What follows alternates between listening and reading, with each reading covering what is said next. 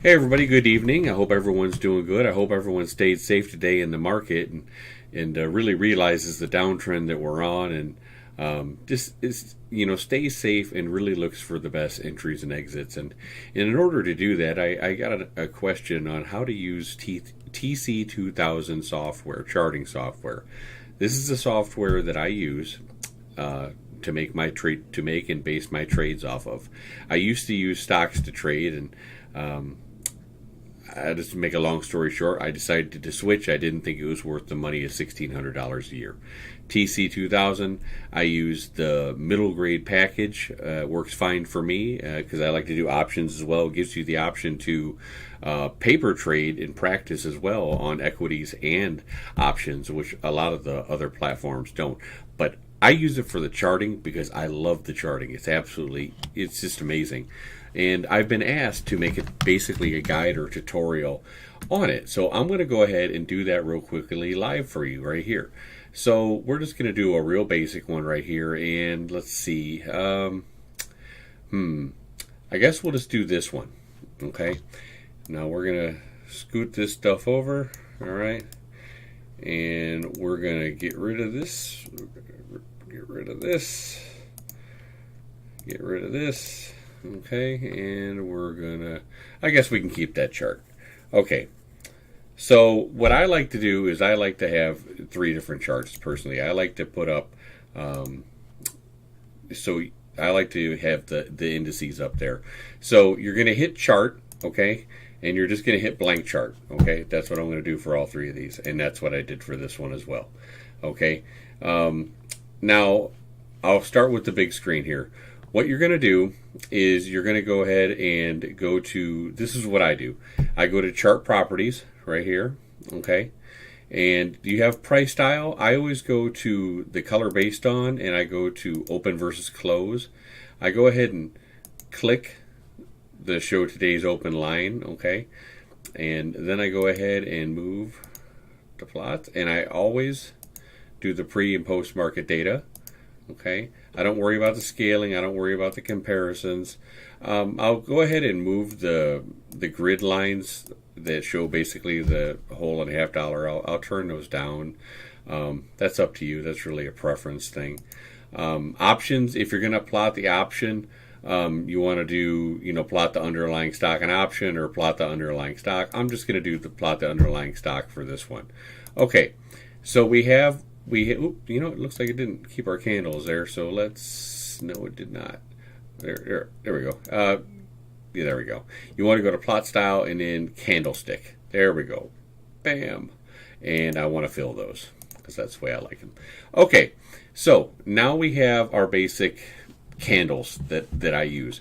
So what we're going to do is we want to add our trend lines and stuff like that, or our moving averages, okay? So I'm going to right click and I'm going to hit add plot. Okay, I already have mine down here. They're already set because I use them all the time. So I'm going to go ahead and use, this is actually under the exponential moving average of 200. I don't use that. I use the simple. So I'll put it up there anyway, and then I'm going to show you how to edit it. So you just click it, okay, and then you hit edit, and I'm going to, it's the 200, but I want to make it a simple, okay. And there we go. And I want to keep it white. So let's go ahead and type in Apple here. And there's Apple. Okay. You know what? That's got too much garbage on mine on there. Let's do Amazon. Okay, let me clear those trend lines or those resistance lines. Okay, so then we're going to go ahead and add plot again. And we're going to go ahead and put in the 50. Again, I use the 50 as a simple. So I have to change that. Okay. Just go to here, simple, done. I like to keep it purple. That's just for me. Then we're going to go ahead and add in the moving average 9. Now this one is an exponential, okay? And I'm also going to add in the 20 exponential, okay? All right, so we have those. Now we're going to add VWAP, all right? So if you're not sure, just type in VWAP. Okay, boom. Hey, why didn't that... I guess can't show you VWAP because there is no volume weighted average price currently, but there will be. Okay, so there you go. And then you're going to go ahead and add in volume. Now, there's two kinds of volumes that I use. The volume indicator is really cool. Really important, guys, that you have this volume indicator and kind of leave it where you can see it. You know, don't have it all the way down here where you can't see it. You really want to see these volume spikes because it's very important to know. It's really helpful between the volume and the ticker tape to tell whether a stock's getting ready to reverse. So if all of a sudden you see a flood of green and you see the volume shooting up, it's a good indication that that stock's getting ready to reverse. Okay, so just keep that in mind. Just a little tip there. So we have that, and the other volume one that I like to use, and I'll put it on here just for giggles. Is, let's see, where is it? It's the volume at price. This one right here, I think is kind of cool because it really shows you, you know, at what levels there's been a lot of buyers and a lot of sellers. This one, you know, is up to you whether you can do that or not. But I've also been asked how to show trend lines and use the chart and stuff like that. So if you want to use the charting tools on TC2000, that's just basically how you set up your chart, okay? But now you want to go ahead and add trend lines to it. You maybe want to put the Fibonacci up there and do levels and support and resistance, okay? So we're going to go to this little paint thing, this little paint palette, whatever you want to call it. You click on it, okay? Now, this one right here, if you hover over it, it says trend line, okay? So you just bring it, you left click it. Oops. I'm sorry, you got to hold it when you do it. You left hold and left click, and then you just bring it up here, and you just click it right there, okay? So that's your basic trend line. If you want to delete it, you just right click on it, hit delete, bam. This is what I'll use for my Fibonacci retracement if I'm going to use that. So you want to go ahead and use that if you're going up from the top to the bottom. So you left click it, you bring it down here, left click and hold, and then drag up.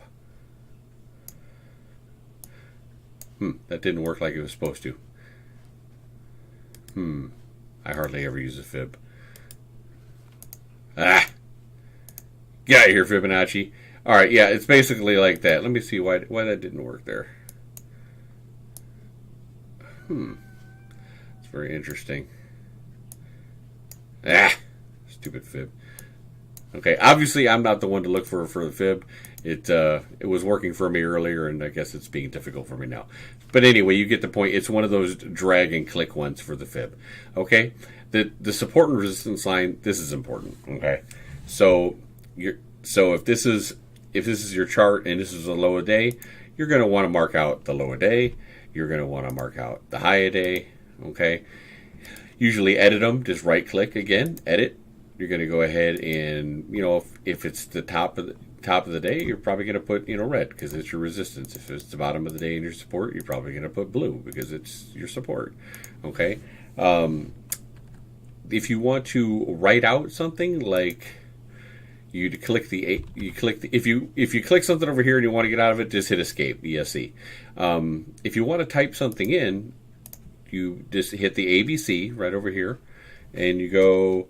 Let's see, look to buy at break of 2050, which I wouldn't do. I would look to short it and sell it if it broke there. Okay, and here we go. So we're going to change that to, I don't know, orange. Okay, and then you can adjust the size of it. All right, right here. Just make it bigger so you can read it easier and stuff like that. And then you can move it around, which is really cool. So you'll just put, if it breaks here, 2050 buy, okay?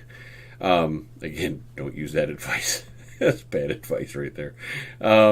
Okay, now if you're doing some charting stuff and you're wanting to make a video or something like that, and you're looking to pinpoint some areas, here's an arrow, the arrow right here. You just click on it right here, and then you can turn it just like that, back and forth, and you can, you know, get it really right to where you want to put it. So if you want to get this low of the day and say that you bought that, or you wanted to buy this higher low right here, you know, that'd be a perfect place to put it.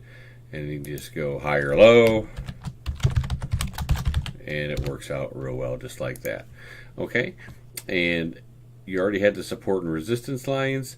The circle here just basically shows you, you just click it like that, you just drag it and make a big circle as big as you want it.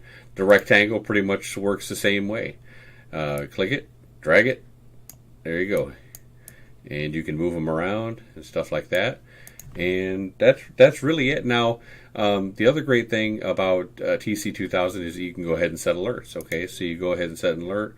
We're going to do alerts price. We'll do 2050. Okay.